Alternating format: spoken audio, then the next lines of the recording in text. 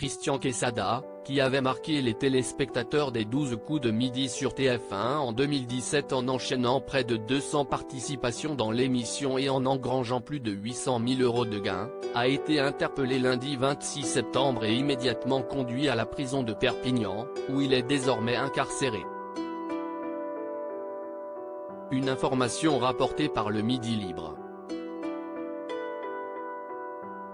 Pour rappel, il était en liberté conditionnelle depuis 2021, après avoir été condamné pour corruption de mineurs et détention d'images pédopornographiques. L'affaire avait commencé en 2019 avec la plainte d'une jeune fille mineure qui expliquait avoir dialogué sur Internet avec un garçon se faisant passer pour un mineur et lui demandant de se dévêtir.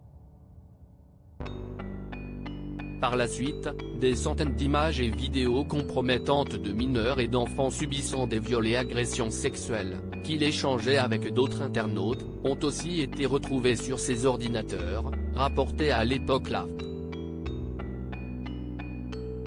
Des antécédents avec la justice. Christian Quesada avait reconnu les faits, tout en précisant n'avoir jamais commis d'agression sexuelle. Il avait alors été incarcéré à Bourg-en-Bresse et condamné à 3 ans de prison et de suivi socio-judiciaire pour corruption de mineurs, détention et diffusion d'images pédopornographiques. Une décision prise à l'issue d'un procès tenu à huis clos le 8 avril 2020, alors que plusieurs jeunes femmes, entre 5 et 10 selon le parquet de la ville, avaient déposé plainte. Mais il avait ensuite obtenu une libération conditionnelle en mars 2021.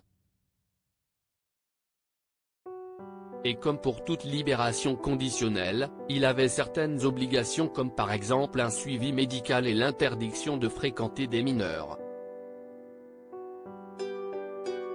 Il n'aurait pas respecté l'une d'entre elles, ce qui explique la décision du juge de Perpignan de révoquer cette libération conditionnelle et d'ordonner son incarcération. L'homme de 58 ans était déjà connu des services de police puisqu'il avait déjà été condamné une première fois en 2002 pour exhibition sexuelle et en 2009 pour détention et consultation d'images pédopornographiques. Un passé qui avait notamment pesé dans la décision de le placer en détention provisoire.